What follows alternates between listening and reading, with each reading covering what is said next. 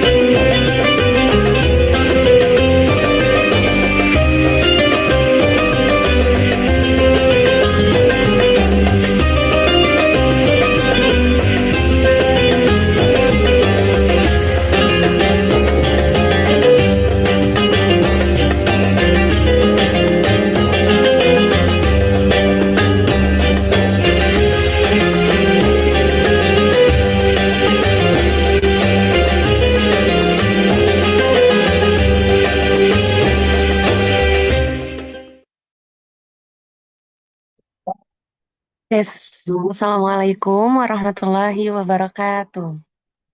Waalaikumsalam warahmatullahi wabarakatuh. Teteh teteh, suara saya terdengar jelas enggak ya? Terdengar Jelas ya. teh. Wah, oke. Bismillahirrahmanirrahim. Alhamdulillahirabbil alamin. Wabihi nasta'in wala umuri dunya waddin. Wassalatu wassalamu ala asrofil anbiya'i wal mursalin wa ala alihi wasahbihi ajmain amma ba'du.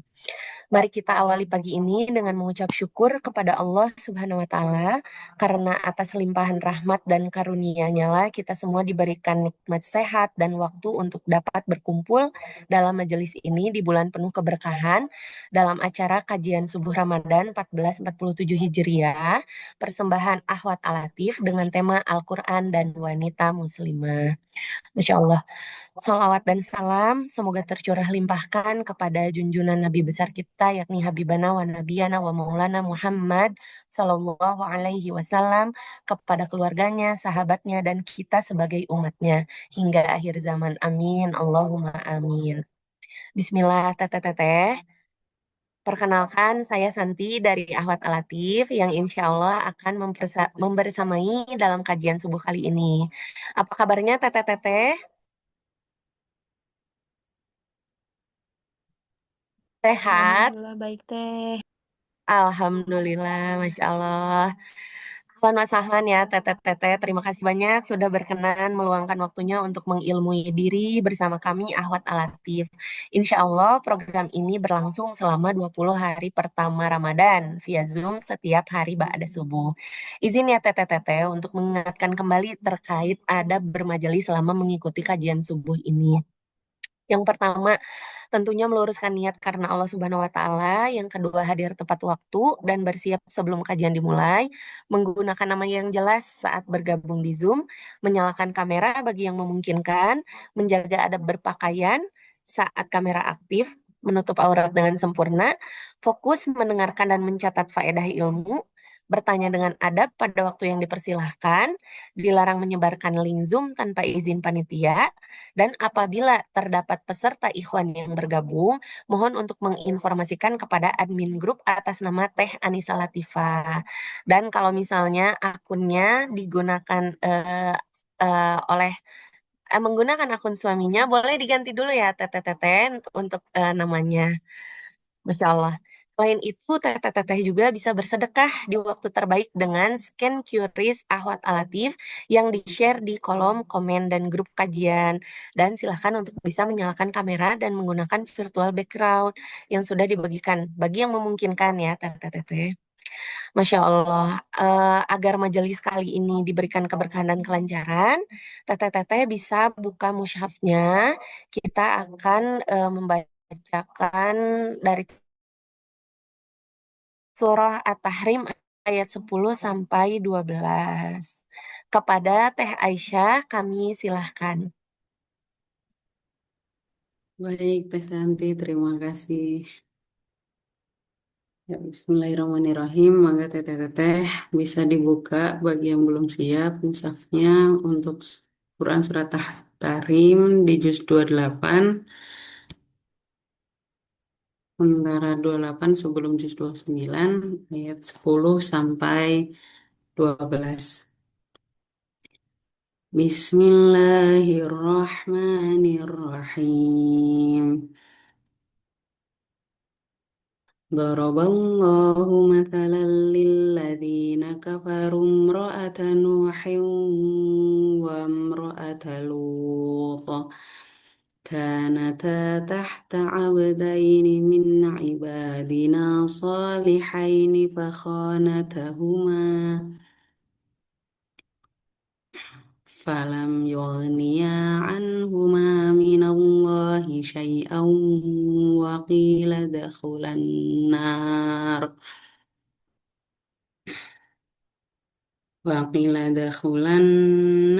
مع الداخلين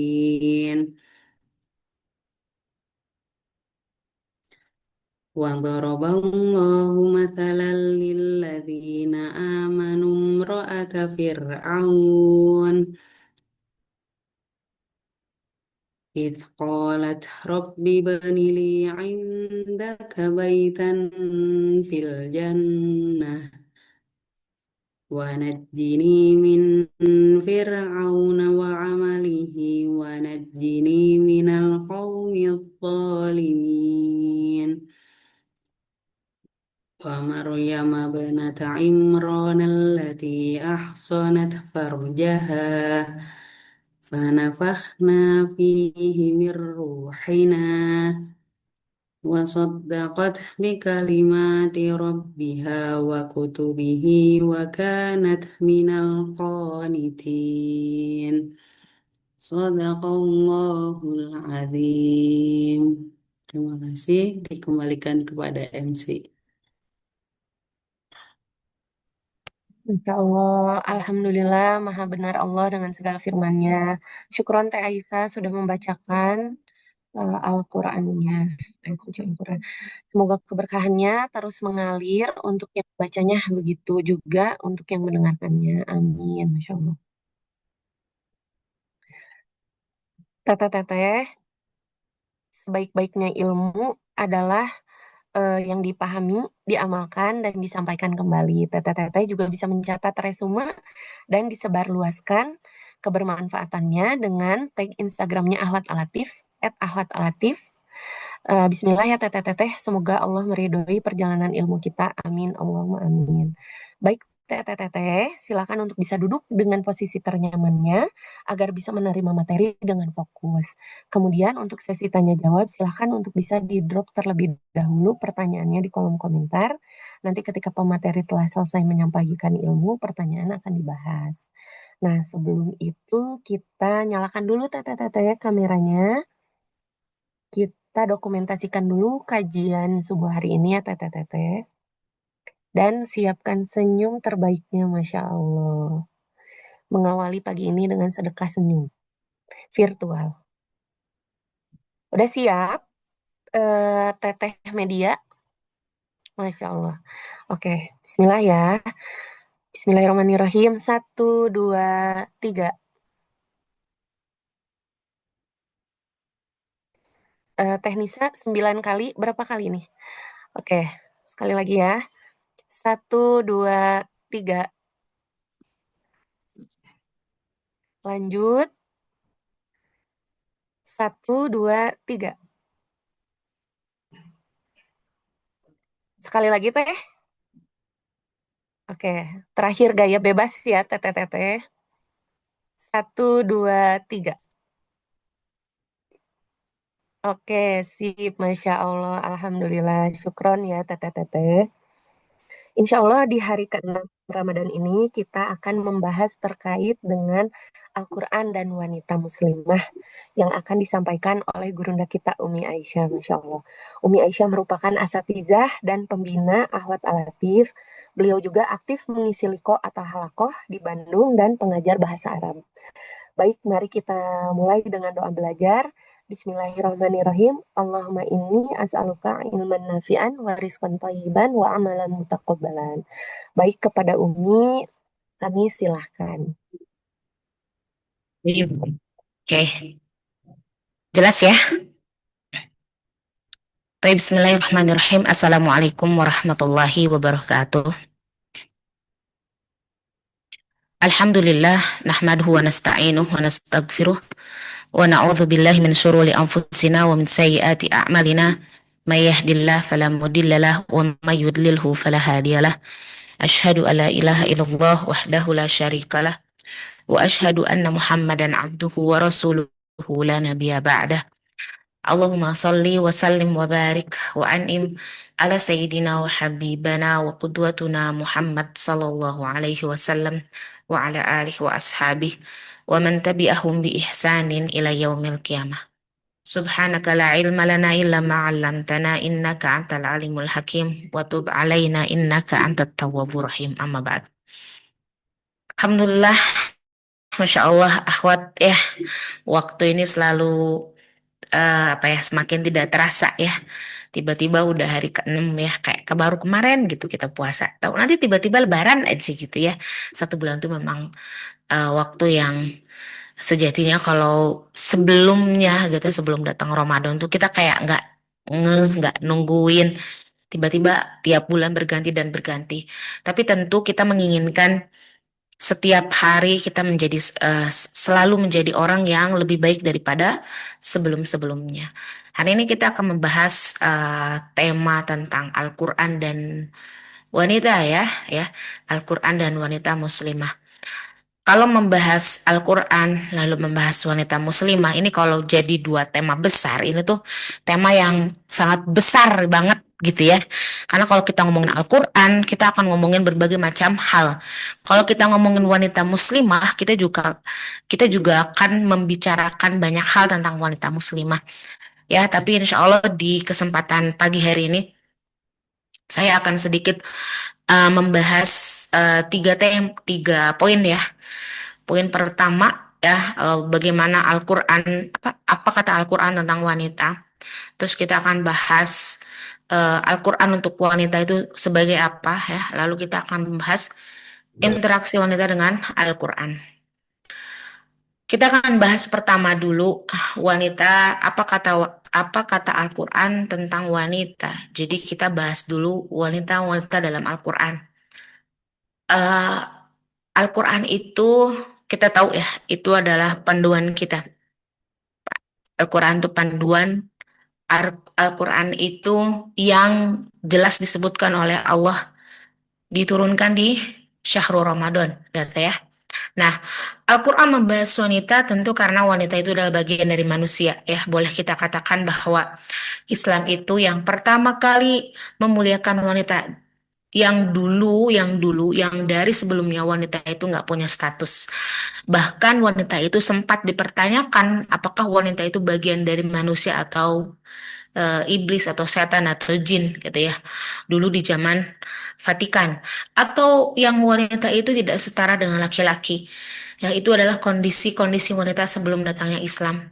Kita tahu bahkan di Jazirah Arab sendiri bagaimana wanita itu kalau orang Quraisy mendapat kabar bahwa dia mendapatkan anak perempuan ya akan ada orang-orang yang mengubur anak-anak perempuan mereka. Jadi dulu itu wanita itu kondisinya mungkin kita sebut hari ini tuh kondisi wanita itu balik seperti dulu ya. Tapi insya Allah kita optimis, insya Allah wanita ya akan balik posisinya seperti dulu bagaimana Islam memuliakan wanita. Karena ya Islam datang, Al-Quran datang untuk memanusiakan wanita ketika itu.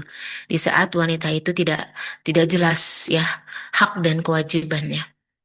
Oke, kalau kita membahas tentang wanita-wanita dalam Al-Quran, tentu kita tahu bahwa sepertiga dari Al-Quran itu adalah kisah, ya. Dan Antuna akan menemukan bagaimana Al-Quran atau Allah Subhanahu wa Ta'ala menyebutkan berbagai macam kisah wanita dengan berbagai versinya, ya. Jadi wanita muslimahnya ada, yang solihahnya ada, yang dibahas tentang wanita yang apa ya, kafirnya ada gitu ya, yang ahli maksiatnya ada gitu ya, dibahas ya. Tentu itu menjadi bahan pembelajaran ya untuk kita semua. Kalau kita mau ngomongin tentang wanita muslimah solihah ya, kita akan menemukan itu dalam surah An-Nisa ayat 34. Di situ kalau Antuna mau mencari kata solihat, ya kayak gimana sih perempuan solihah itu, ada dua kriteria yang disebut dalam surah An-Nisa ayat 34 ya, qanitat, hafidhat. Ya, yang mana kita tahu ya penjabaran dari qanitat dan juga hafidhat itu, Masya Allah ya, itu ibaratnya bisa jadi satu tema pembahasan tersendiri gitu ya. Tapi kita tidak sedang highlight itu ya. Lalu di dalam Al-Quran juga Antuna akan menemukan dalam surah Ali Imran ayat 195 bahwa wanita itu punya hak yang sama seperti laki-laki, mendapatkan pahala yang sama seperti laki-laki. Atau dalam surah An-Nahl ayat 97, sama-sama akan mendapatkan pahala ketika beramal soleh. Itu jadi bahwa laki-laki dan perempuan itu nggak ada bedanya, punya hak yang sama, hanya porsinya yang berbeda ya. Karena kita tidak bisa menemukan, kita tidak bisa mengatakan adil itu sama ya. Tidak bisa kita sebut adil itu sama. Lalu dalam Al-Quran, Allah Subhanahu wa Ta'ala juga dengan sangat jelas memberikan hak-hak kepada wanita yang dulu haknya itu terabaikan, yang dulu haknya itu terzalimi. Contoh misalnya dalam surah An-Nisa ayat 4 tentang hak mahar, dalam surah An-Nisa ayat 7 tentang hak waris. Lalu bagaimana dalam surah An-Nisa ayat 19 kita ini harus diperlakukan adil ya. Ya memang surah An-Nisa itu yang membahas banyak sekali tentang perempuan ya akhwat. Dan kita tahu surah dalam Al-Quran, penamaan surah dalam Al-Quran itu bukan hanya sekedar nama akhwat. Bukan hanya sekedar namanya ini aja deh. Oh kayaknya pengen ini, kayaknya ini bagus, enggak. Tapi setiap surah memiliki makna tersendiri. Kenapa disebut surah Al-Baqarah? Kenapa disebut Ali Imran? Ya, kenapa di surah An-Nisa? Ya, dan tidak ada ya kita menemukan surah Ar-Rijal gitu, nggak ada ya. Tapi Allah menyebutkan surah An-Nisa. Ya, karena memang apa? Inilah cara Islam, cara Al-Quran memberikan pelindungan kepada wanita. Atau Antuna bisa menemukan juga surah Al-Ahzab ayat 59. Ini tentang hijab ya. Ini cara Islam memuliakan wanita. Cara Islam memberikan perlindungan kehormatan kepada wanita. Itu berarti kalau kita ingin dihormati sebagai wanita, bahwa Islam, Allah Subhanahu wa Ta'ala melindungi kehormatan wanita dengan apa? Dengan perintah hijab. Atau Antuna bisa menemukan surah Al-Mujadalah ayat 1. Ini tentang cerita kisah tentang Khawlah. Ya, ini tanda bahwa Allah Subhanahu wa Ta'ala sangat menghargai wanita. Ketika ada wanita yang curhat, ketika ada wanita yang ngadu, ketika ada wanita yang ingin meminta atau menginginkan keadilan, Allah Subhanahu wa Ta'ala menurunkan keadilannya dengan turun surah Al-Mujadalah ayat 1. Juga tadi ya di surah At-Tahrim yang sudah dibacakan oleh tadi yang dibacakan oleh Mbak Aisyah ya. Nah, itu adalah bagaimana Allah Subhanahu wa Ta'ala memberikan perumpamaan orang kafir. Disebutkan di ayat itu wanita, bahkan perempuan orang beriman, perumpamaan orang beriman pun yang disebut itu adalah wanita juga ya. Jadi Ketika Allah Subhanahu wa taala ingin mengumpamakan tentang orang-orang yang beriman atau orang-orang yang kafir, di sini di ayat ini Allah Subhanahu wa taala membuat perumpamaan dari perempuan. Ya, Masya Allah. Jadi apa ya? Kalau membicarakan tentang Al-Quran dan membicarakan tentang wanita, kita sebagai wanita muslimah tidak boleh ada keraguan sedikit pun bahwa Al-Quran itu ya menghargai kita, menghormati kita, memberikan kita hak, memberikan kita tempat yang paling mulia untuk kita. Tapi dengan caranya, gitu ya. Atau Antuna bisa lihat dalam surah Al-Ahqaf ayat 15. Ya, di sini perjuangan seorang wanita ya yang memang tidak bisa dilakukan oleh laki-laki. Apa itu mengandung, melahirkan, menyusui. Yang karena 3 hal ini juga menjadi sebab ketika ada seseorang yang bertanya kepada Rasulullah, ya Rasulullah, siapa yang harus aku dahulukan, aku muliakan terlebih dahulu, maka ibu disebut 3 kali sebelum ayah. Ya, kenapa? Karena 3 hal ini mengandung, melahirkan, menyusui. Ya, sejatinya surah Al-Ahqaf ayat 15, kalau semua wanita memahami secara detail, memahami apa yang akan dia dapatkan dari 3 hal ini, kayaknya semua orang pengen hamil langsung sekarang. Gitu. Karena apa? Masya Allah. Ya, itu pahala yang gak akan mungkin bisa didapatkan oleh ibaratnya laki-laki gitu ya. Jadi apa? Al-Quran itu akhwat memuliakan wanita dari sisi spiritual, sosial, dan hak-hak. Gitu ya. Eh, di dalam Al-Quran juga kan disebut apa ya, figur. Ada perempuan solihah, ada perempuan kafir, ya, ada perempuan yang fasik, gitu ya. Itu semua disebut supaya kita, orang-orang yang nanti ya datang setelah Al-Quran ini sempurna turun kepada Rasulullah SAW, tahu gitu loh, kayak gimana dia harus bersikap, seperti apa Al-Quran yang itu adalah surat cinta dari Allah. Kita supaya tahu Allah itu menginginkan ketika Allah menciptakan wanita, kita masih seperti apa. Ya, jadi ketika membicarakan wanita dalam Al-Quran, wanita itu hadir dengan kekhasannya, ya khas. Kita nggak bisa apa ya ibaratnya, ya kita nggak bisa jadi orang lain ya, karena kita punya ciri yang khas. Ya, itu tentang bagaimana Al-Quran membicarakan wanita. Ya, tentu ini sebenarnya tema poin pertama ini, kalaupun mau kita bahas jadi satu tema, ini juga bisa perlu 2-3 jam ya ketika membicarakan ini dengan detail. Ya, tapi ini jadi mukadimah saja yang mudah-mudahan ya ini jadi tema untuk Antuna sendiri ya, tadabur di rumah gitu ya. Lalu kita akan membicarakan sebenarnya Al-Quran itu untuk wanita itu jadi apa sih gitu ya. Al-Quran itu buat wanita itu kayak gimana.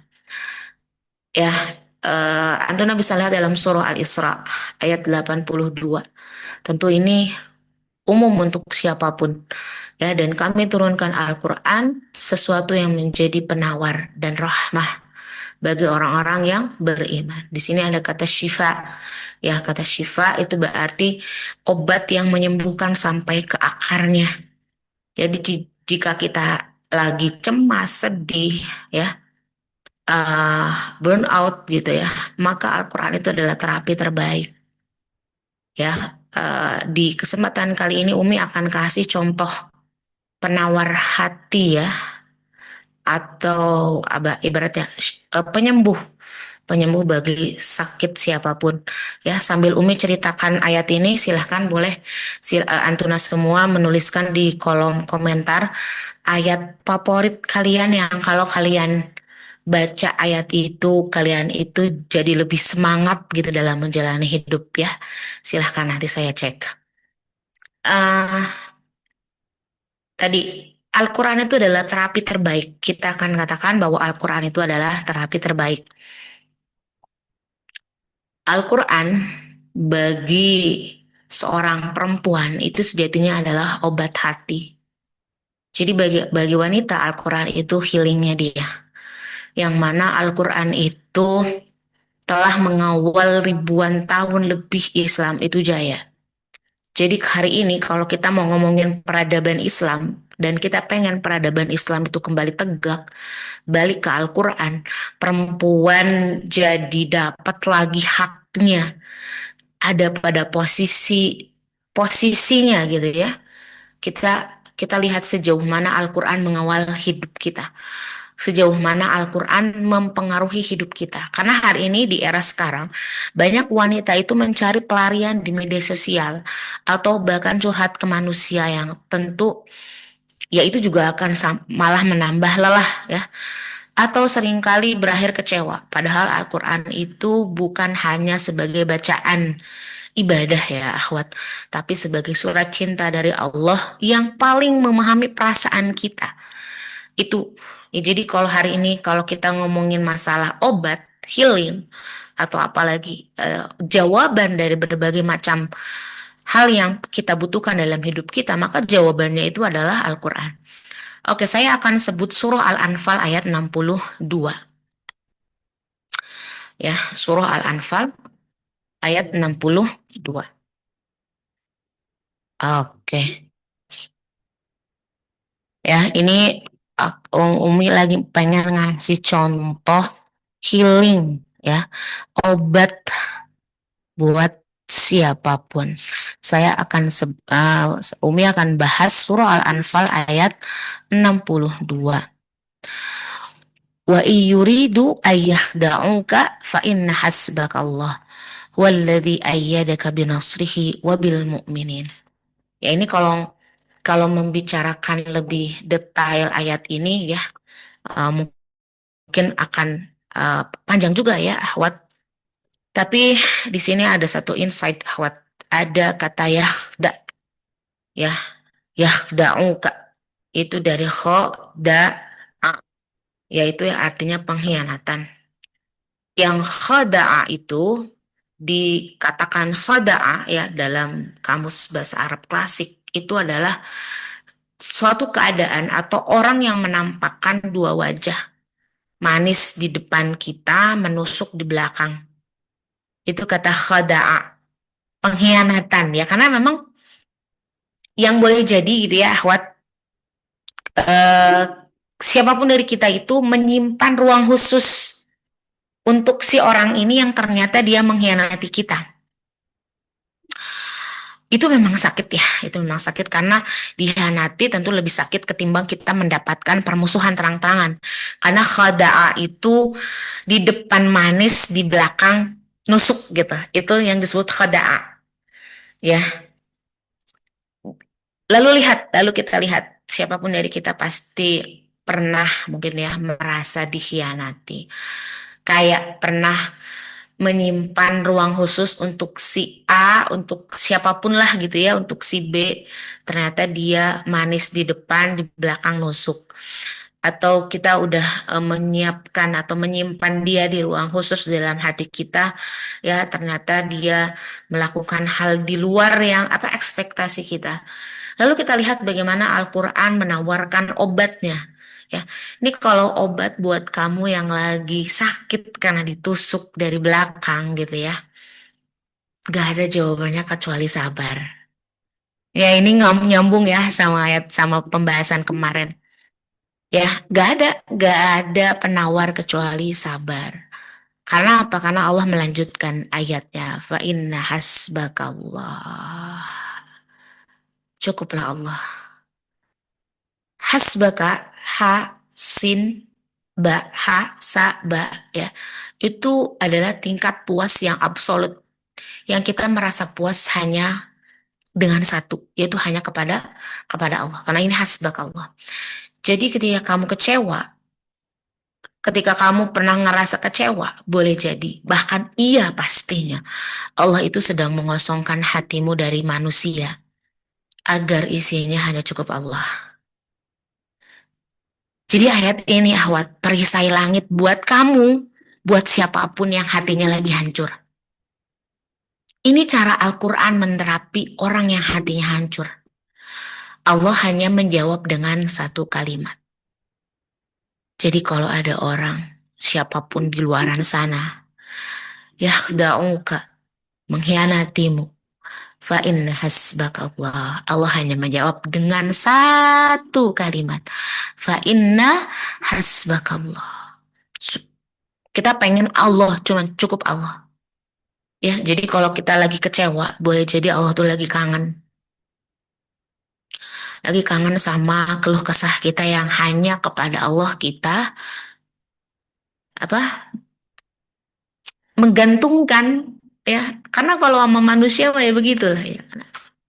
Ya, Allah kalau kita lagi kecewa, kalau hati kita lagi gak baik-baik aja, ya cukup Allah sebenarnya. Karena Allah sedang mengosongkan hati kita supaya isinya hanya cukup Allah. Gitu ya.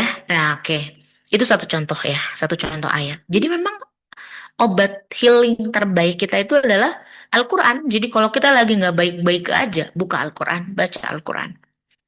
Ya, karena apa? Karena kalau kita mengingatkan kedekatan kita dengan Al-Quran, itu akan membawa pengaruh besar di dunia bahkan di akhirat kita.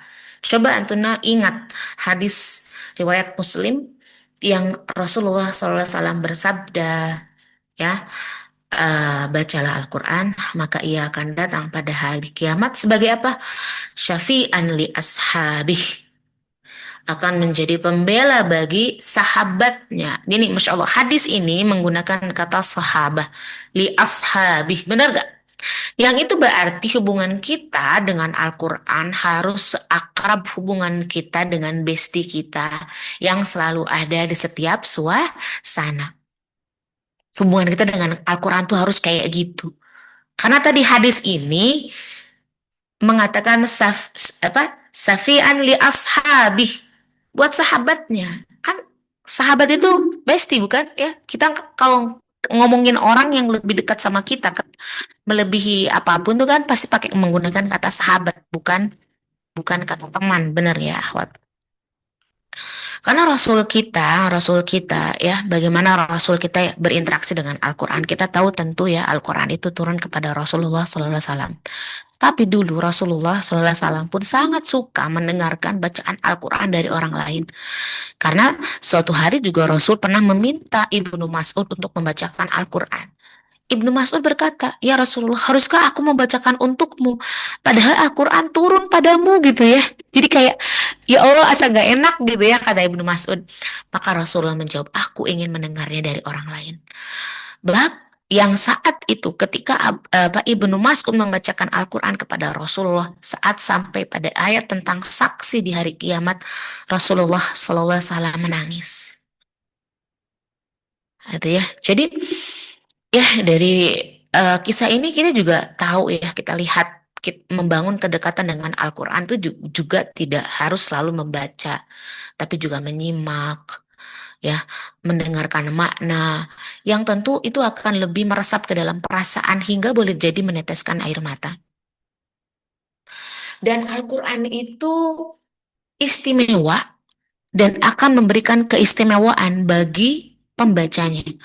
Al-Quran itu istimewa dan akan memberikan keistimewaan bagi siapa? Bagi orang yang berinteraksi dengannya. Jadi kalau kita ingin istimewa, ya, salah satu yang bisa kita ambil itu adalah berdekatannya kita dengan Al-Quran. Karena apa? Karena Rasul itu istimewa karena turun Al-Quran kepada Rasulullah. Jibril itu menjadi malaikat yang paling istimewa. Karena apa? Karena Jibril membawa Al-Quran. Ramadan kenapa menjadi bulan yang istimewa dibandingkan bulan-bulan yang lain? Karena apa? Karena turun Al-Quran di bulan Ramadan. Jadi siapapun dari kita ya, kalau ingin mendapatkan kedudukan yang berbeda daripada yang lain, ibaratnya begitu ya, mendapatkan kedudukan keistimewaan, satu hal yang bisa kita lakukan adalah berdekatan dengan Al-Quran ya, untuk mengambil keutamaan dari Al-Quran itu. Karena apalagi akhwat, Al-Quran itu kita sebut Al-Quranul Karim, Karim ya. Kita tahu di setiap Mushaf yang kita baca tulisannya Al-Qur'anul Karim. Karim itu dari kata karomah. Tapi karim itu lebih daripada sekedar apa ya? Karim itu kan juga mulia ya, tapi satu makna dari karim itu orang yang suka memberi itu disebut orang yang karom ya. Nah, karim itu makanya kenapa nih ya gini aja deh. Kenapa Al-Quran disebut Al-Quranul Karim? Karena Al-Quran itu akan memberikan apa yang dibutuhkan. Maka disebut karim. Orang yang karim, kalau Antuna pengen disebut karim, ya jadi karena manusia juga ya suka dijuluki karim juga dulu di apa ya oleh orang-orang Arab tuh, orang-orang yang begini tuh selalu dijuluki juga dia karim. Salah satunya apa? Dia selalu memberi apa yang diminta oleh orang lain. Itu disebut karim. Al-Quran disebut karim karena setiap kita membutuhkan apa, Al-Quran akan ngasih. Kita lagi butuh insight apa, Al-Quran itu bakal ngasih. Al-Quran akan memberikan apa yang dibutuhkan oleh oleh pembacanya, oleh ashabih tadi ya. Lalu kalau soal Al-Quran, Umi jadi teringat dengan satu nama perempuan yang disebut Ummu Waraqah. Ya, dia adalah Ummu Waraqah binti Abdullah bin Al-Haris Al-Ansariyah ya, dia wanita dari Ansor, dan para sahabat memanggilnya Asy-Syahidah, wanita yang mati syahid ya. Beliau ini adalah salah satu sahabiat yang mengumpulkan, yang menghafal Al-Quran pada zaman Nabi, dan Rasulullah SAW sangat menghormatinya. Bahkan Rasul pernah memerintahkan agar ada muadzin khusus untuk rumah Ummu Waraqah, dan Rasul menjadikan dia ya, sebagai imam bagi anggota keluarga perempuan yang lain ya. Dan ini Masya Allah ya, dia adalah seorang wanita yang menghafal Al-Quran, seorang ahli ibadah yang juhud ya, dan yang membuatnya pantas menjadi imam bagi keluarganya.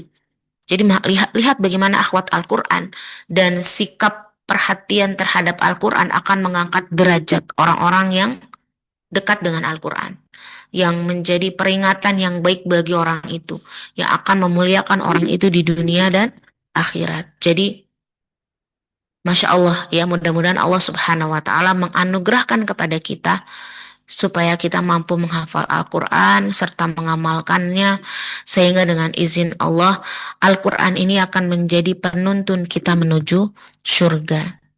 Jadi yang membedakan kemuliaan seorang wanita beriman dengan kafir adalah dari penerimaannya terhadap Al-Quran. Al-Quran mengangkat derajat wanita. Wanita yang dekat dengan Al-Quran akan memiliki wibawa dan ketenangan yang terpancar dari wajah dan tutur katanya. Ya, gitu ya. Jadi kita nih harus menjadikan Al-Quran itu sebagai obat kita. Gitu ya. Dan ini Masya Allah efektif banget sih kalau pengalaman Umi. Kalau lagi pengen marah, lagi pengen emosi, lagi apa ya, mungkin lagi banyak masalah, udah baca ya, wudhu, baca Al-Quran, mudah-mudahan Allah tenangkan. Oke, nah sekarang Umi pengen ngebahas tentang interaksi kita ya dengan Al-Quran. Jadi perempuan tuh harus seperti apa sih interaksi dengan Al-Quran ya, supaya kita tuh bisa tetap mesra dengan Al-Quran. Dan kita tahu bahwa perempuan itu ada kalanya dia haid, benar ya. Nah, apa sih yang jadi solusi ketika kita haid ya, dan kita tidak bisa, ibaratnya ada yang mengambil pendapat bahwa dia nggak boleh memegang mushaf, maka bisa dia mendengarkan murotal. Kalau hari ini tuh gampang banget ya, dia tetap menyalakan bacaan Al-Quran di rumah ya. Karena apa? Pahala mendengar ya sama dengan membaca.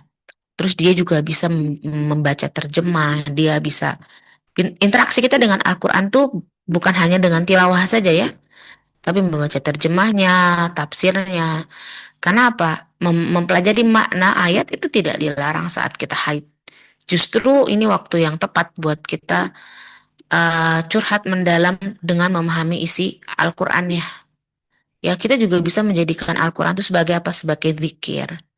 Ya, membaca ayat yang diniatkan untuk zikir seperti ayat kursi gitu ya, Al-Ikhlas. Itu kan banyak banget diperbolehkan oleh banyak ulama. Itu berarti kita tuh mengandalkan apa yang kita hafal.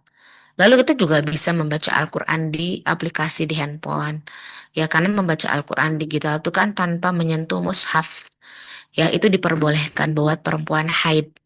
Ya, pendapat mayoritas ulama untuk menjaga hafalan dan rutinitas. Dan juga kita bisa tadi murojaah, mengulang hafalan.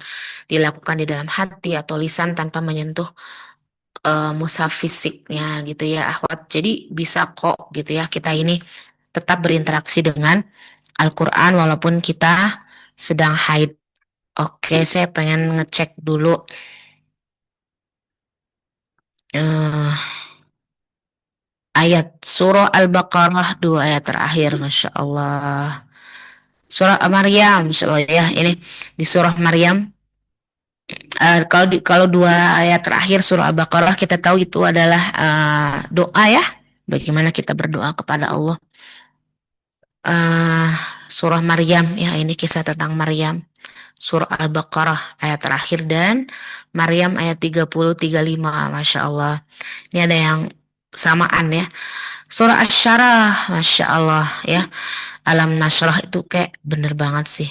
Fa inna ma'al usri yusra, inna ma'al usri yusra. Itu membuat kita tuh kalau lagi down tuh kayak semangat lagi, udah ada kesulitan mah ya, yang memudahkan itu Allah, dan Allah punya janji dan Allah tidak pernah mengingkari janjinya tentu ya, bahwa setiap gak mungkin satu kesulitan akan mengalahkan 2 kemudahan. Itu pesan di surah Asy-Syarah ayat 50 ayat 5 dan 6. Surah Al-Qasas ayat 77 ini kalau nggak salah pernah kita bahas tahun kemarin ya. Ya, Masya Allah. Surah Al-Fajr ayat 27-30, Masya Allah. Ini surah Al-Insyirah, ya ada yang samaan. Ya, Al-Isra, kullu ya'mal ala syakilati. Masya Allah ya. Ini memang ayatnya dahsyat sih, akhwat. Surah Al-Fat ayat 1-5. Masya Allah. Surah Ar-Rahman. Ya, tidak ada balasan kebaikan selain kebaikan. Surah Maryam, dan aku belum pernah kecewa. Ini deep banget nih. Surah Maryam. Ini tuh ungkapan Nabi Zakaria. Ya, aku belum pernah kecewa dalam berdoa kepadamu ya Rabb. Ya, Masya Allah, ini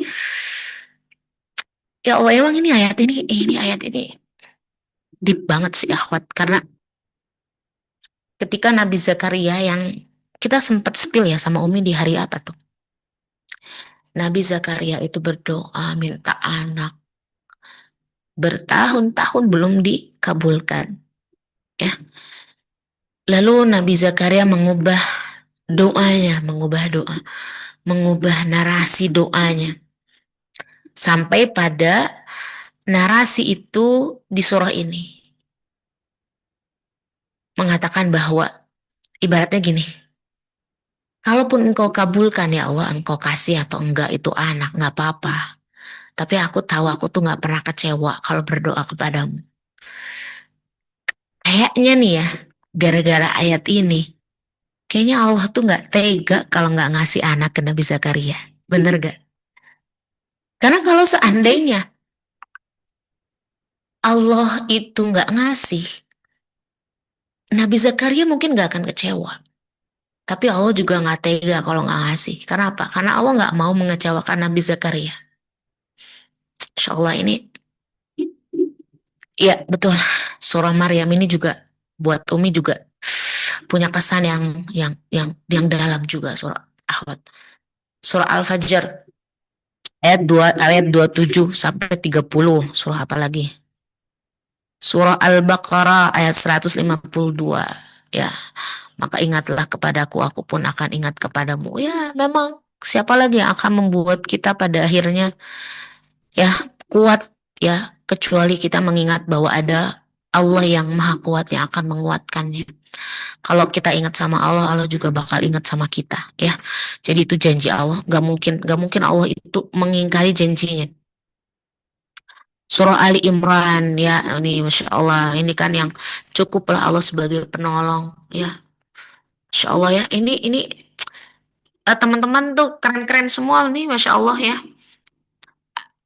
Eh Tahrim, nah ini. Afwan tadi dalilnya surah apa yang tentang perempuan beriman dan kafir? Itu dalam surah At-Tahrim ya, surah At-Tahrim. Terus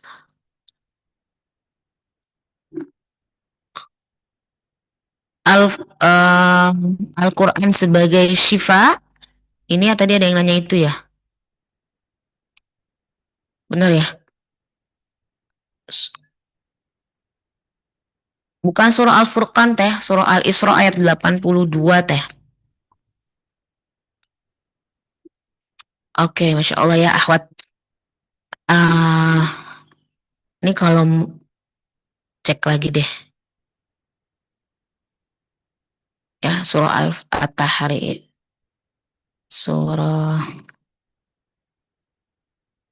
Surah Al-Fajr ya, ya ayat Tuhan nafsul mutmainnah itu kita dipanggil bener gak sih sama Allah? Ya ayat Tuhan nafsul mutmainnah. Kita kepengen banget ya akhwat ya.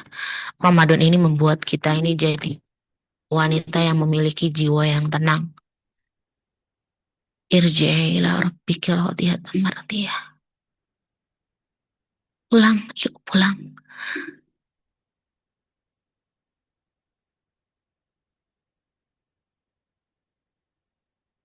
Ya bener akhwat. Kalau seandainya siapapun dari kita kayak ngerasa udah lelah banget menghadapi apapun masalah dalam hidup kita, kita harus ingat ayat ini. Bahwa siapapun dari kita, apapun kondisinya di luar, tapi dia tetap berusaha untuk menjadikan jiwanya itu, hatinya itu menjadi jiwa yang selalu tenang, ya, yang tenang dengan taat kepada Allah. Karena nafsul mutmainnah ini kan salah satu maknanya itu adalah orang yang benar-benar, jiwa yang benar-benar paham bahwa Allah itu siapa, yang pada akhirnya dia menjadi tenang. Dia tenang dalam beribadah kepada Allah. Dia dia itu jadi jiwa yang tahu betul posisi dia sebagai hamba. Karena dia akan, ya, ketika membaca ini dia tahu Allah akan memanggilnya dengan ya Tuhan nafsul mutmainnah. Irji'i ila rabbiki radiyatan mardiyah. Pulang dalam kondisi kamu ridho untuk pulang. Dan Allah juga ridho dengan dirimu. Fadkhuli fi ibadi. Kamu tuh akan masuk sebagai golongan hambaku. Wadkhuli jannati. Dan masuk ke surgaku. Ini panggilan yang pasti siapapun dari kita pengen banget di akhir hayatnya dipanggil dengan panggilan ayat ini oleh Allah. Ya, Masya Allah ini, ya, ayat ini tuh harus jadi booster buat kita semua juga ya. Bahwa apapun kondisinya, yang harus kita pertahankan adalah memastikan jiwa kita ini adalah jiwa yang mutmainnah. Gitu ya, akhwat. Masya Allah. Oke, Al-Quran tuh nggak ada matinya sih sebenarnya. Masya Allah, akhwat. Turun kepada Rasulullah Shallallahu Alaihi Wasallam 1400 tahun lebih, ya, jadi 1447 tahun yang lalu, nggak lebih lah ya, karena 1447 itu berarti tahun ketika Rasul hijrah, dan sebelumnya ada 13 tahun fase Rasul di Mekah. Itu turun kepada Rasulullah. Dan Antuna tahu bahwa Al-Quran itu turun ke Rasul, itu nggak yang turun begitu aja. Enggak. Setiap Al-Quran, setiap ayat turun kepada Rasul, setiap Jibril menyampaikan ayatnya, itu Rasul tuh penuh perjuangan akhwat menerimanya. Ya, Antuna cari deh kayak gimana kondisi Rasul ketika wahyu itu turun. Bahkan saat Mekah, Madinah itu lagi kondisinya dingin, ya, Rasul bisa sampai berpeluh sebesar biji jagung. Karena apa? Karena ayat Al-Quran turun.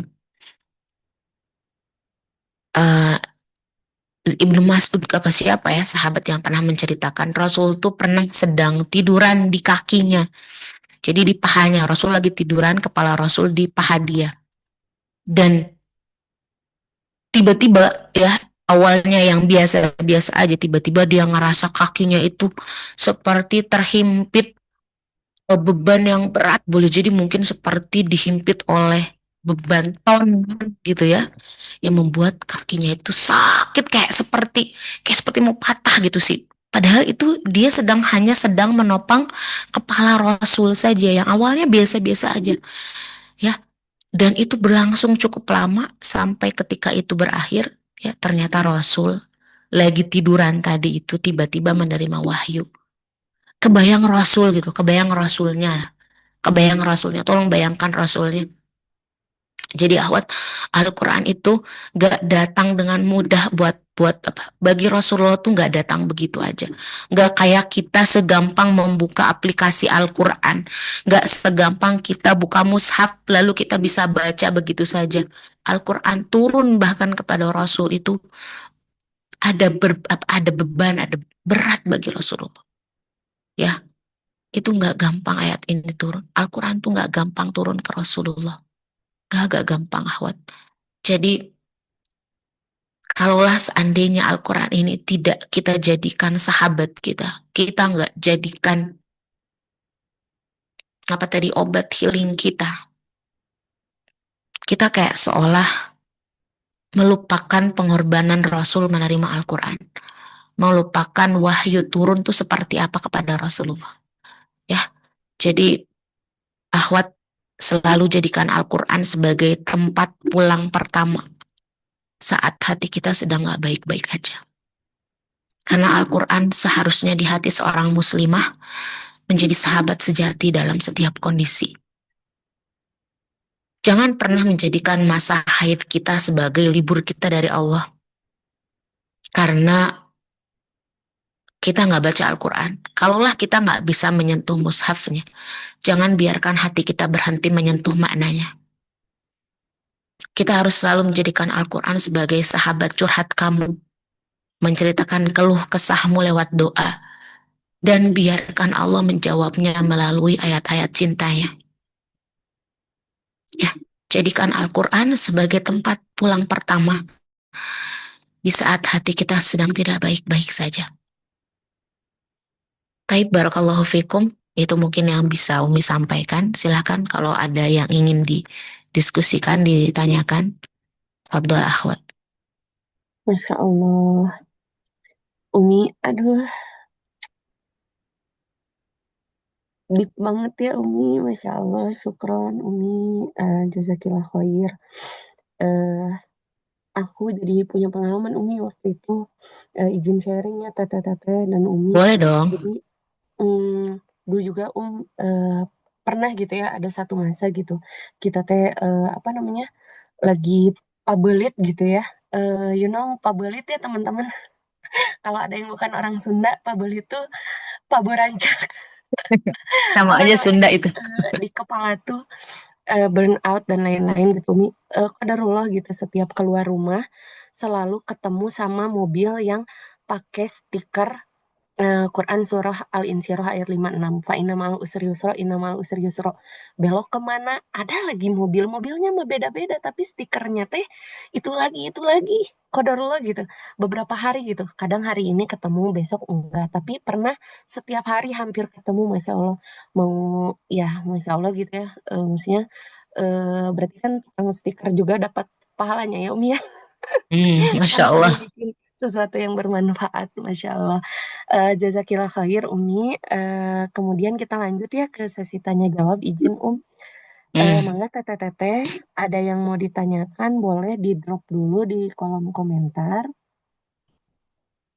Eh,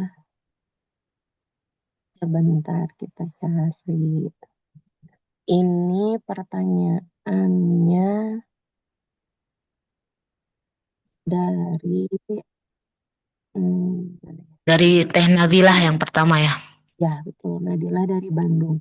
Bismillah, Assalamualaikum Umi. Izin bertanya, Umi bagaimana Islam memandang wanita muslimah yang dengan status janda cerai dan bagaimana cara Islam memuliakannya dan apa yang harus kita lakukan untuk keberlangsungan hidup bermasyarakat.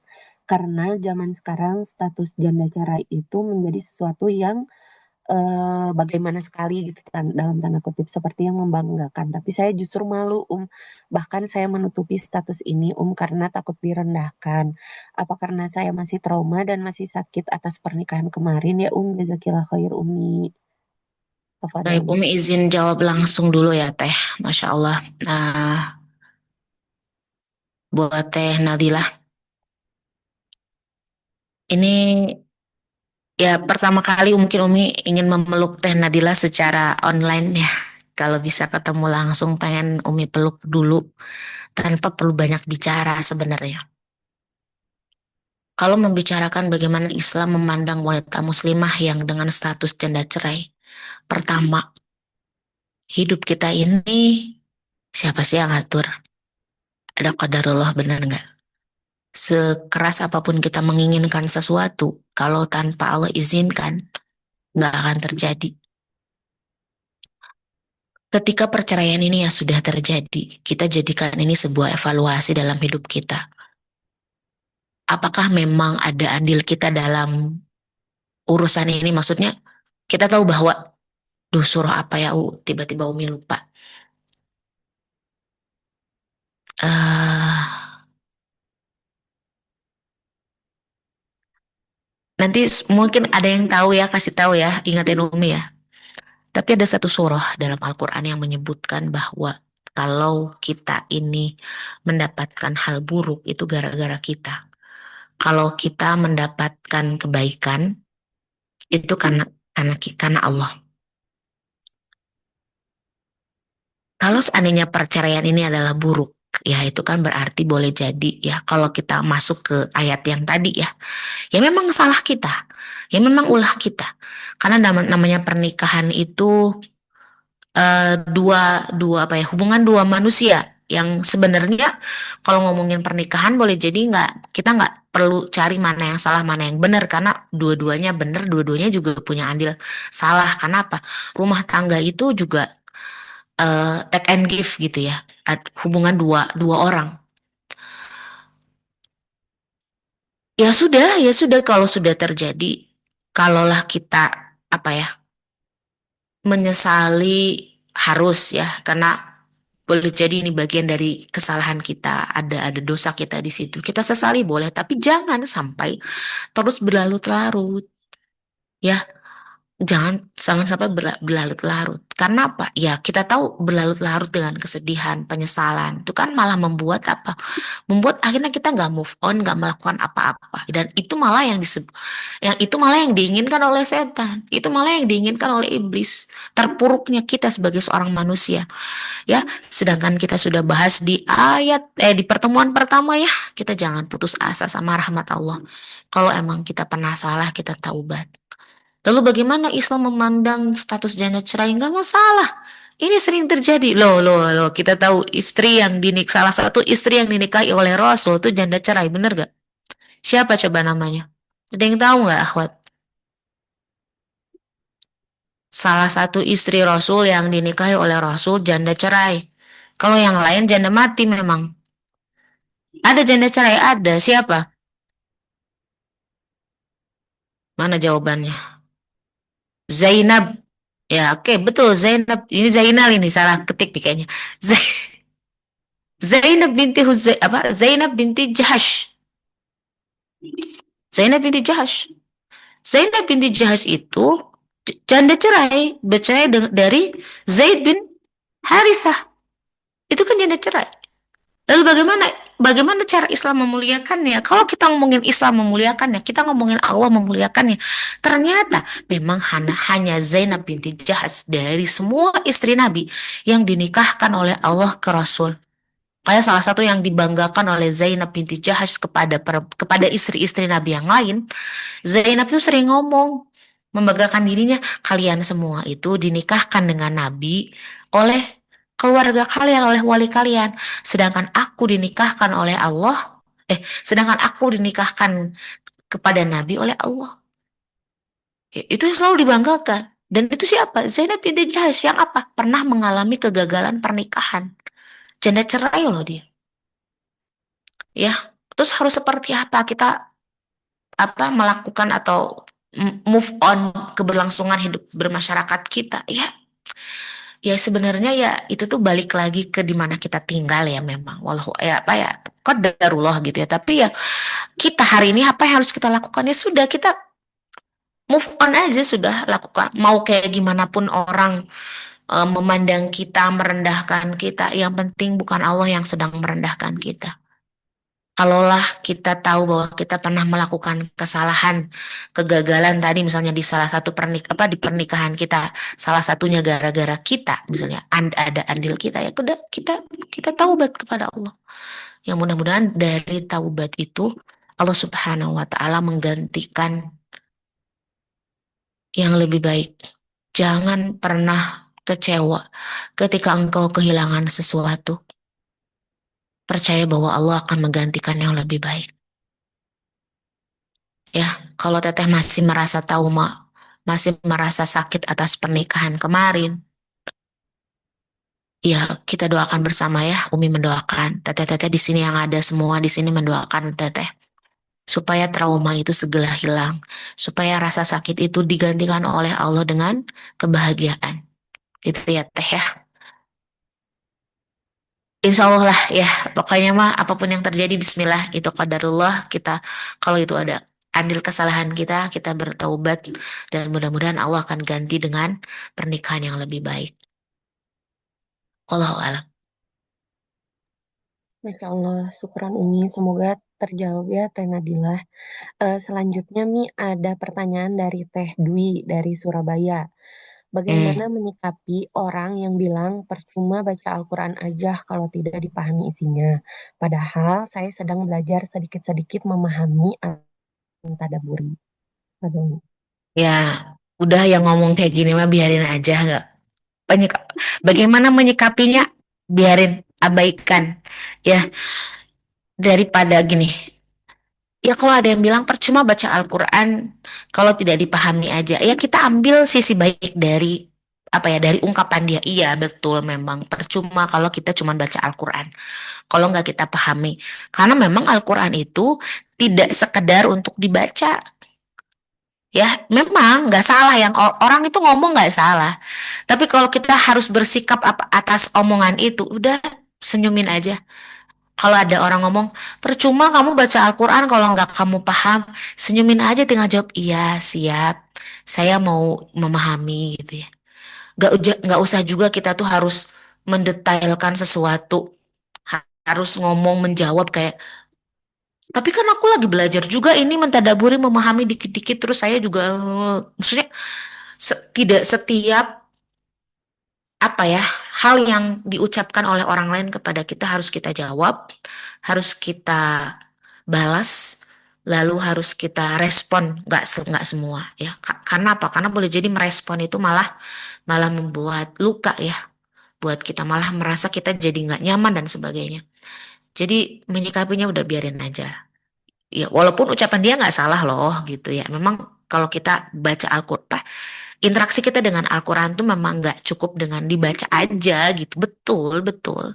Ya sudah nggak usah dijelasin kok ya, nggak usah dijelasin. Saya juga nggak gitu. Saya lagi tadaburi kok, saya lagi memahami, saya lagi belajar kok gitu. Nggak usah lah. Karena dia sendiri juga nggak butuh jawaban itu.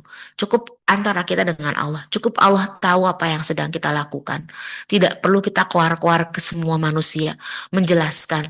Karena orang yang membenci kita tidak menginginkan penjelasan kita. Orang yang mencintai kita juga tidak memerlukan penjelasan kita. Ya, selesai gitu ya. Wallahu a'lam bishawab. Masya Allah, benar ya Mi, Masya Allah. Izin sebelum ke raise hand, satu pertanyaan lagi dari kolom chat, habis itu ke Teh Awani dulu. Nah, ini ada Teh Eca dari Bandung. Assalamualaikum Umi. Kalau sedang haid dan kita punya target untuk khatam di bulan Ramadan, apa boleh dilanjutkan tetap mengaji dari handphone? Jazakillah khair Mi. Di handphone. Boleh Teh, Silakan. silahkan ya. Itu boleh. Boleh banget ketika kita lagi haid. Karena haid juga ada perbedaan pendapat. Ini ada perbedaan pendapat. Tapi saya nggak lagi ngomongin fikih ya. Kalau saya ngomongin fikihnya panjang, lebar gitu ya. Ini waktu kita nggak cukup. Saya jawabnya boleh. Karena ada yang membolehkan. Apalagi buat kita yang memang sudah terbiasa. Yang apa ya? Yang Al-Quran tuh sudah jadi wirid kita gitu ya. Jadi itu sangat-sangat diperbolehkan. Nah, mungkin untuk menyiasati perbedaan-perbedaan, kita boleh mengganti ketika kita haid, kita tilawahnya dari handphone. Nanti kalau udah sholat lagi, kita boleh tilawah lagi ke mushaf ya, wallahu alam. Allah. Mangga ke Teh Awani, boleh Teh diajukan Ya, Assalamualaikum warahmatullahi wabarakatuh, Umi, Teh Santi, semuanya. Iya, jazakallahu khair untuk kesempatannya, Umi. Terima kasih banyak untuk ilmunya. Semoga Allah senantiasa merahmati Umi, keluarga, dan mengistiqomahkan Umi, serta mengumpulkan kita kembali kelak di surganya. Amin ya rabbal alamin. Amin. Umi sayang, kan ketika kita berbicara dengan Al-Quran, berarti kita tuh berusaha untuk mendekat dengan Al-Quran ya Umi ya. Kita belajar gimana cara baca yang baik, memahami gitu ya, dan seterusnya. Di tahap belajar, itu tuh ada yang kita tuh belajar untuk tahsin Nah di tahsin ini, ya ini pengalaman pribadi kan Awani jadi belajar tahsin nih. Terus di tahsin ini tuh, alhamdulillah tuh ya udah dapet bagus lah gitu ya dari gurunya. Terus ketika suatu waktu dikasih amanah MC di satu lembaga Quran, berturut-turut terus kayak ngasih tahu bahwa baca Al-Quran yang bagus tuh yang bersanad. Nah awal itu masih kayak apakah memang bacaan Al-Quran itu yang bagus, apakah benar yang bersanad? Karena itu kan belum tahu dalil dan apanya gitu ya Om ya. Sedangkan di tahap itu Teh Awani udah pengen belajar yang apa tuh pakai lagam itu loh yang bayati lah, yang hijr, yang kayak gitu-gitu loh Nah terus akhirnya Awani coba tuh ikut yang bersanad dan Masya Allah banyak koreksinya. Jadi kayak kaget gitu, maksudnya apakah memang yang bagus itu yang bersanad apa kita harus seperti itu, atau ya udah gitu nggak apa-apa kayak belajar yang apa tuh yang pakai lagam juga gitu. Itu sih masih ada, jadi bingung gitu. Cuman kalau sekarang yang ngaji aja, cuman yang bagus tuh emang yang kayak gimana gitu. Jazakallahu khair Oke, wajazakillah khair. Baik, ketika pertanyaan mengenai sanad, memang Teh sanad itu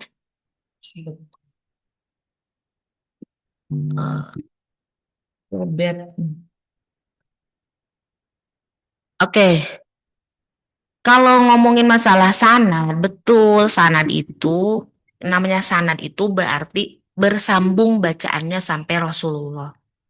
Itu yang disebut sanad.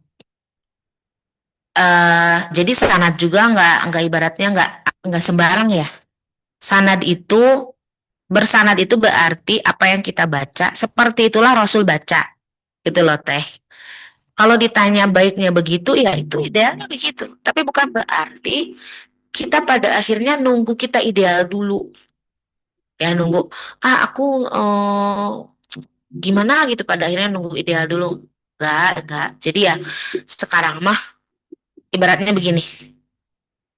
Terus dilakukan interaksi kita dengan Al-Quran tuh terus kita diterusin ya sambil kalau kita punya waktu kita belajar sanadnya boleh dong ya. Tapi kalau belum ada waktu ya karena apa, pilihannya bukan belum atau nggak mau ya, pilihannya bisa atau nggak mau ya. Kalau kita memang belum bisa ya kita bisa melakukan banyak hal lah. Kalau ngomongin masalah sanad ya jujur saya pribadi juga belum punya sanad karena untuk dapat sanad itu kan perjalanannya panjang ya, boleh jadi mungkin untuk bisa dapat sanad perlu tahunan untuk itu gitu ya.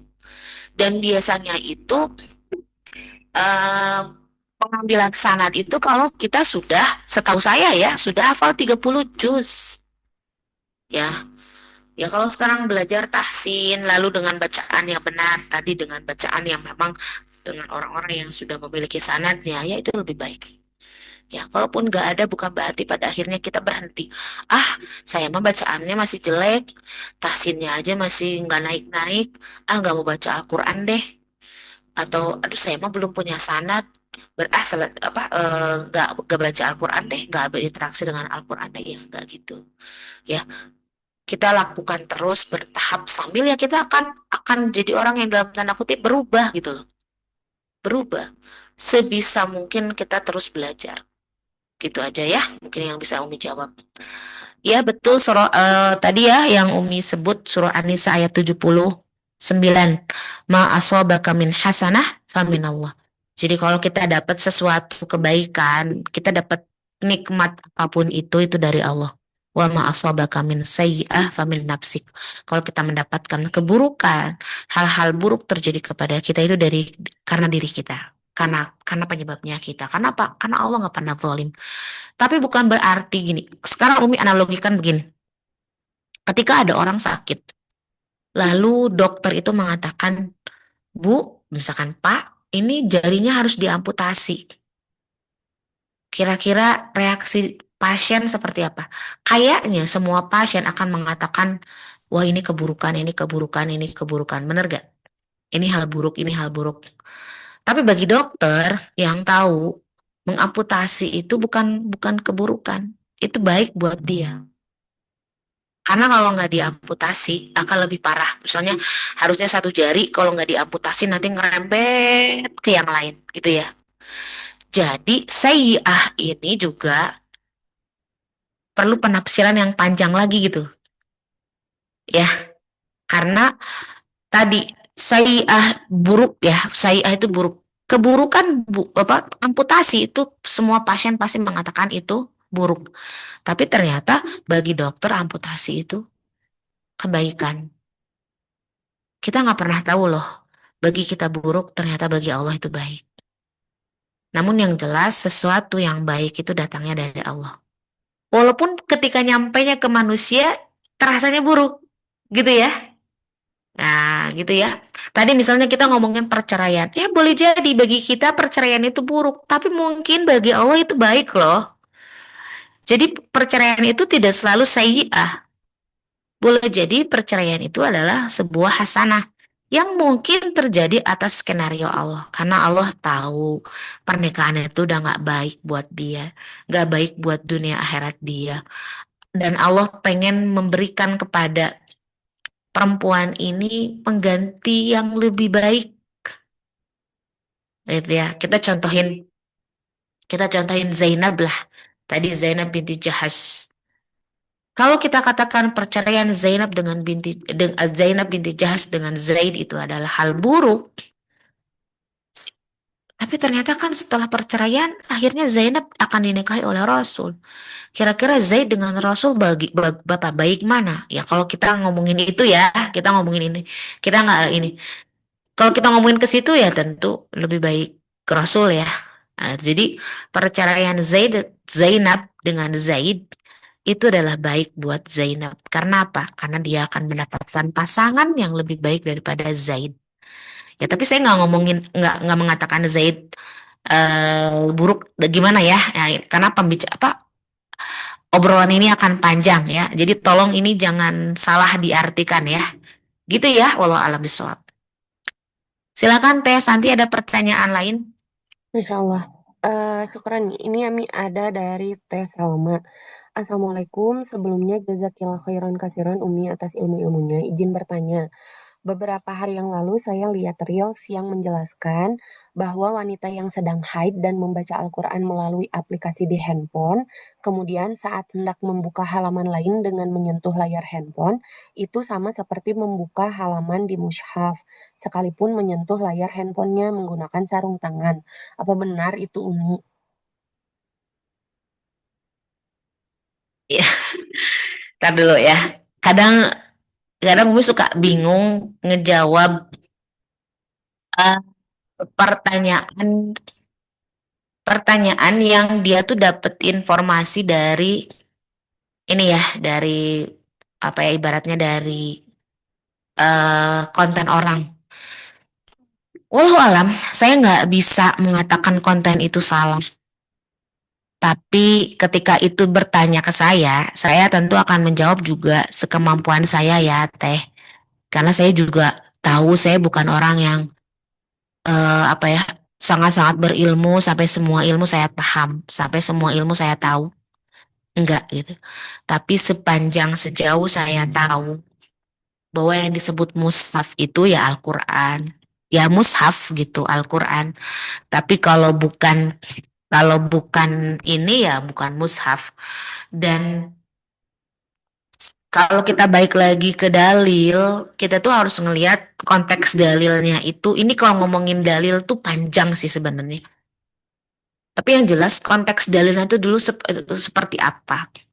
Bahkan ada ulama yang berpendapat, ketika ada ulama yang berpendapat orang haid boleh baca Al-Quran dari mushaf, karena ulama ini berpendapat mushaf yang kita punya ini bukan mushaf sebenarnya.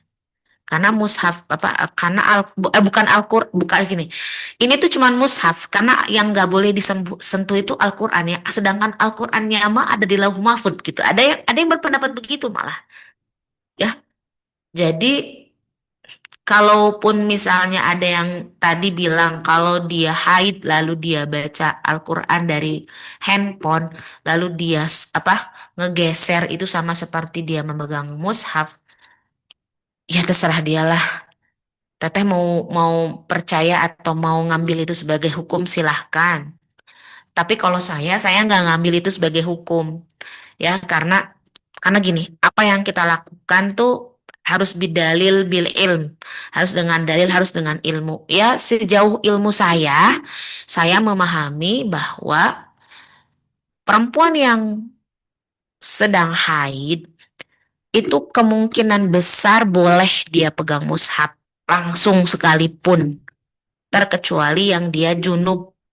Jadi haid juga disebut junub, tapi kita sebut haid itu bukan junub lah. Junubnya itu kita sebut junub itu yang dia harus mandi karena hubungan suami istri. Kita sebut dia junub. Nah, kalau dia junub, dia baru bener-bener gak boleh baca Al-Quran. Bahkan lewat lisan sekalipun. Karena apa? Karena kalau orang junub, dia bisa langsung mandi besar dan bersuci. Tapi kalau orang haid, dia harus menunggu dia suci. Orang nifas harus menunggu dia suci. Maka orang haid dengan orang nifas itu kemungkinan bolehnya dia tetap membaca Al-Quran, bahkan pegang mushaf sekalipun, atau lewat aplikasi, atau dengan mengucapkan hafalannya dia baca Al-Quran lewat hafalannya, itu kemungkinannya boleh ya. Jadi kalaulah membuka mushaf dari aplikasi sama seperti membuka mushaf dari Al-Quran, kalau mau dianalogikan begitu bisa saja iya, bisa saja tidak. Karena ya beda dong. Karena beda dong. Kita lihat, memang ketika kita buka aplikasi, yang kita sentuh juga kan tulisan Arab, bener gak ya? Dan ketika kita baca Al-Quran ya, kan beda ya. Ini mah kertas, gitu kan. Yang itu mah layar handphone gitu ya. Jadi wallahu alam, teteh mau ngambilnya yang mana sebagai hukum? Harusnya sih gitu, harusnya orang yang bikin konten itu tuh menyebutkan dalilnya itu dari hadis mana, riwayat siapa, nomor berapa, baru kita tuh bisa benar-benar percaya. Kalau itu cuman sebagai analogi dia, pemahaman dia, ya terserah dia memahaminya begitu ya silakan. Ya, eh karena dalil juga kan ada Al-Quran, ada sunnah, ada ijma ulama, dan juga ada yang kita sebut ijtihad. Mungkin itu ijtihad dia, ya. Yang ijtihad itu kan kata Rasul, kalau dia salah dia dapat 1 pahala, kalau dia benar dia dapat 10 pahala. Ya kalau dia beristihad seperti itu ya silahkan. Baik lagi ke dia. Nah kita Sebagai orang yang melihat, kalau kita pun mau ikut beristihad seperti itu, harus kita pahami dong, bener gak? Dan saya memahami Al-Quran di aplikasi dengan lewat mushaf itu nggak sama, gitu ya. Saya memahaminya gitu ya, silahkan. Jadi itu gimana tehnala aja, mangga gitu ya. Kalau ditanya ke saya nggak sepakat, gitu. Walau alam ya, Afwan kalau jawabannya tidak memuaskan. Insya Allah, syukran Mi. Mi, ini ada satu lagi. Silahkan. Mungkin satu lagi ya Mi ya. Oke. Oke, ini ada dari Teh Resi dari Sumedang. Umi Qadarullah, saat ini aku dalam kondisi hati yang gak baik-baik aja dan merasa sedang jahat. Karena berusaha berhenti peduli sama orang dekat yang bikin kecewa. Tapi Masya Allah, kajian kali ini seperti menjawabnya. Mungkin Allah sedang mengingatkan aku untuk tidak menggantungkan harapan pada manusia. Karena nyatanya pasti kecewa. Mau bertanya Umi, apakah saat hati ingin menjauh atau menjaga jarak diperbolehkan? Karena rasanya butuh waktu untuk kembali lagi seperti sebelumnya. Jazakillah khair Umi. Tafadol. Ya Allah. Mudah-mudahan saya nggak salah memahami pertanyaan ya. Biar jawabannya nggak salah juga gitu ya. Oke, saya memahaminya begini. Dan saya akan menjawab dengan siroh. Antuna mungkin tahu kisah hadisul ifki. Peristiwa yang menyangkut atau berkaitan dengan Aisyah radhiyallahu an. Kita tahu Aisyah itu putri dari Abu Bakar. Oke. Singkat cerita, Abu Bakar itu punya saudara, sepupu malah. Kalau gak salah mah, itu teh sepupunya Aisyah. Atau ya, pokoknya sepupu. Entah itu sepupu Aisyah, entah itu sepupunya Abu Bakar. Tapi singkat ceritanya, Abu Bakar itu yang membiayai hidupnya. Jadi kayak si orang itu teh, aduh lupa lagi namanya ya, silakan nanti Antuna cari. Orang itu teh dibiayai hidupnya oleh Abu Bakar. Jadi Abu Bakar memberikan ibaratnya setiap bulan gitu ya, biaya hidup dia. Tapi ternyata dia itu tadi nggak tahu terima kasih. Karena ternyata nanti orang ini tuh juga yang akan mendapatkan cambukan. Karena fitnah dia ke Aisyah. Dia termasuk yang memfitnah Aisyah. Yang memang ketika itu Abu Bakar ketika tahu apa yang terjadi, Abu Bakar itu kan bilang, demi Allah aku tidak akan pernah memberikan lagi gitu ya. Ibaratnya biaya hidup dia. Ibaratnya mungkin kita sebut demi Allah aku nggak akan ngasih lagi dia duit gitu. Dan itu ditegur oleh Al-Quran. Ditegur oleh Al-Quran. Penegurannya, aduh Umi lupa ayat berapa.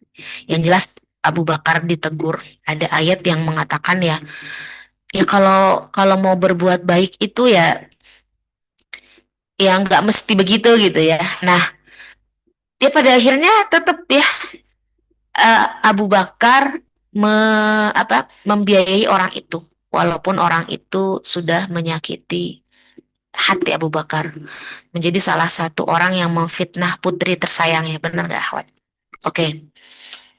Nah, terus pertanyaan Teteh saya jawab juga dengan siroh. Ini yang terjadi kepada Rasul dengan Wahsy. Kita tahu Wahsy itu orang yang membunuh siapa? Hamzah. Paman kesayangan Rasul, ya paman yang disayangi oleh Rasul, meninggal mati terbunuh di perang Uhud di tangan Wahsy. Rasul tahu kok Wahsy begitu itu apa alasannya, siapa yang nyuruhnya, tahu banget Rasul. Tapi kematian Hamzah itu terlalu dalam buat Rasulullah. Sampai pada akhirnya ketika Wahsy masuk Islam, ya nanti di Fatu Mekah Wahsy masuk Islam. Wahsy kalau masuk Islam pasti kan syahadat di hadapan Rasul. Rasul menerima syahadatnya, menerima bayatnya gitu ya, dalam tanda kutip di situ. Bayatnya ke syahadat gitu ya, bayat itu. Syahadatnya Wahsy. Tapi di situ juga ya saat itu juga Ya, nggak saat itu juga, tapi Rasul tuh pernah menyampaikan ke Wahsy, sebisa mungkin wahai Wahsy, kamu kalau ketemu saya menghindar. Jadi Rasul yang ngomong langsung gitu, kayak kalau ketemu saya menghindar. Atau mungkin ibaratnya gini, kamu jangan pernah menampakkan wajahmu di hadapan saya. Gitu. Itu berarti apa, Ahmad? Ada sesuatu yang dikatakan oleh Rasul yang mungkin boleh jadi ketika Rasul lihat Wahsy, Rasul tuh ingat kejadian Hamzah. Maka Rasul meminta Wahsy untuk menjauhi. Ya, jadi dua cerita ini kita ngambil pelajaran apa? Pelajaran yang pertama, Abu Bakar disakiti juga, dikhianati. Ada orang yang sudah dia biayai bertahun-tahun, ternyata nusuk dari belakang, sama ya dia buat fitnah kepada putrinya. Itu juga apa ya, nggak mudah buat Abu Bakar. Tapi apa yang dilakukan oleh Abu Bakar? Abu Bakar terus meneruskan membiayai orang itu sampai dipuji dalam Al-Quran. Jadi apa yang dilakukan oleh Abu Bakar itu dipuji dalam Al-Quran. Terus, kalaupun kita katakan, boleh nggak sih kita menghindari orang karena kita kecewa sama orang itu, karena kita pernah disakiti oleh orang itu. Tadi Umi jawab dengan peristiwa Rasul melakukan apa yang dilakukan oleh Rasul ke Wahsy. Gitu ya. Jadi, saya nggak bisa menjawab mana yang baik buat Teteh. Saya hanya akan mengatakan Teteh tentu lebih tahu mana yang baik, mana yang baik buat Teteh. Sesekali tolong tanya kepada hati Teteh. Hati Teteh sebenarnya merasa lebih baik menghindar ya, atau apa? Atau apa? Kayaknya jawaban ini tuh bakal Umi jawab lagi di tema besok deh. Ya, saya kan akan jawab pertanyaan Teteh di tema besok, memaafkan dan membersihkan hati. Tapi nggak apa-apa Umi jawab sekarang ya. Umi jawab sekarang. Saya hanya akan katakan ke Teteh yang bertanya tadi, siapa Teh? Aduh, punten namanya ya. Nggak apa-apa ya. Pokoknya saya akan jawab buat Teteh yang hari ini bertanya. Pilihan ada di Teteh. Cuman Umi hanya akan mengatakan, maafkanlah. Bukan karena orang yang bersalah kepada Teteh ini layak untuk dimaafkan. Tapi karena jiwa Teteh terlalu berharga untuk jadi kuburan kesalahan-kesalahan orang lain. Maafkan, lalu peluk semua janji Allah. Barakallahu fiik. Selesai, itu aja jawaban Umi. Masya Allah, Umi. Maafkanlah, Teteh, Masya Allah. Relate banget ya, Masya Allah, untuk penjelasan lebih lanjut. Insya Allah besok ya, Mi ya. Insya Allah Masya besok. Allah. Tema kita besok itu kan apa? Tema kita besok. Memaafkan. Iya, tema kita besok itu memaafkan dan membersihkan hati. Insya Allah kita akan Masya bahas Allah. besok ya. Udah Jadi disiap, teteh-teteh jangan lupa besok hadir lagi. Insya Allah kita akan bahas lagi. Insya Allah. Masya Allah, Umi, syukron. Teteh, afwan, karena keterbatasan waktu, sesi tanya jawab kita cukupkan dulu sampai di sini. Izin juga ya, Mi. Mohon maaf, belum bisa menjawab semua pertanyaan. Mungkin nanti di forward sama tim panitia. Seperti itu. Kemudian, alhamdulillah pagi ini kita sudah mendapatkan ilmu baru, ilmu yang sangat deep banget gitu ya. Tertampar kanan kiri, Masya Allah, hati deg gitu, Masya Allah banget. Umi terima kasih, MC juga sangat merasakan gitu Mi, Masya Allah. Masya Allah, Masya Allah. Maaf ya, bukan maksud Umi namparin Santi ya, maaf. Enggak Umi, enggak. Ini mah memang apa namanya? Memang sudah waktunya ditampar. Ya, sebenarnya Umi sendiri ngomong namparin diri sendiri, serius. Jadi terima kasih banyak Umi, Masya Allah. Izin ya Mi dan Teteh untuk memberikan sedikit kesimpulan. Jadi hari ini itu membicarakan tentang Al-Quran dan Muslimah ada 3 poin.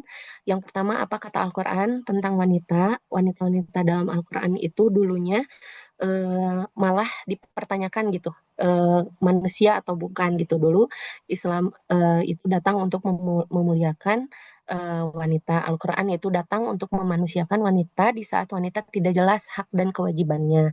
Dan Al-Quran itu 1/3-nya adalah kisah. Kalau membicarakan Al-Quran, wanita tidak boleh ada keraguan sedikit pun bahwa Al-Quran itu menghargai kita, memberikan hak, dan memberikan tempat untuk kita dengan caranya. Yang poin kedua adalah Al-Quran itu buat wanita itu sebagai apa? Al-Quran itu sebagai obat bagi perempuan. Sejatinya adalah obat hati dan healing bagi wanita.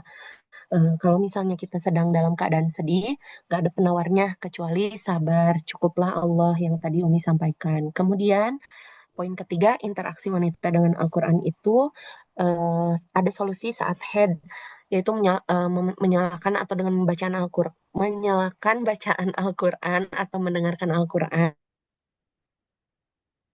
memahami isi Al-Quran, membaca Al-Quran sebagai zikir, ataupun membaca melalui aplikasi, lalu murojaah di dalam hati. Masya Allah. Satu lagi, jangan jadikan libur kita jauh dari Allah. Masya Allah. Alhamdulillahirrabbilalamin. Kajian subuh ini telah selesai kita laksanakan. Jazakumullah khairan kasiran kepada Umi Aisyah. Terima kasih juga kepada Teh Aisyah, Umi Aisyah dan Teh Aisyah. Masya Allah.